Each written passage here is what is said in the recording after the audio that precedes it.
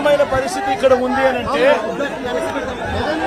ఒకసారి మైకు పెట్టి ఎవరినైనా కూడా అడగండి. నిజంగా ఎంత దారుణమైన పరిస్థితి అంటే ఇక్కడ నుంచి మనుషులు వస్తా ఉన్నారు. ఇళ్లలో నుంచి దాదాపుగా 2 రోజుల పాటు కనీసం తిండి కూడా లేని పరిస్థితుల నుంచి నడుచుకుంటూ వాళ్ళంతా కూడా బయటకు వస్తా ఉన్నారు. ఓట్లు ఏమైనా ఏనంటే చాలని ఓట్లు, ఆ ఓట్లు కూడా ఎక్కించుకునే పరిస్థితులు, సందుల్లోకి బొందుల్లోకి పోని పరిస్థితి. ఓట్లలో వచ్చే వాళ్ళ సంఖ్య ఎంతమంది ఉన్నారు, నడుచుకుంటూ వచ్చే వాళ్ళ సంఖ్య ఎంతమంది ఉన్నారు ఒక్కసారి గమనించండి. ఈ లోతు దాకా నీళ్లుండి నడుచుకొని వస్తా ఉన్నారు.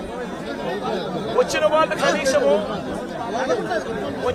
కనీసము ఇక్కడికి వచ్చిన తర్వాత ఎక్కడికి పోవాలన్నా కూడా తెలియదు. ఇక్కడికి వచ్చిన వాళ్ళకు కనీసం రిలీఫ్ క్యాంపులు కూడా లేవు. రిలీఫ్ క్యాంపులకు వీళ్ళని తీసుకుని వెళ్లే కార్యక్రమము లేదు, వీళ్ళకి చెప్పింది లేదు, చేసేది లేదు. రిలీఫ్ క్యాంపులు కూడా లేకుండా ఇక్కడికి వచ్చిన వాళ్ళు ఎక్కడికి పోవాలో తెలియక వాళ్ళ బంధువుల ఇళ్లకు పోతా ఉన్నారు.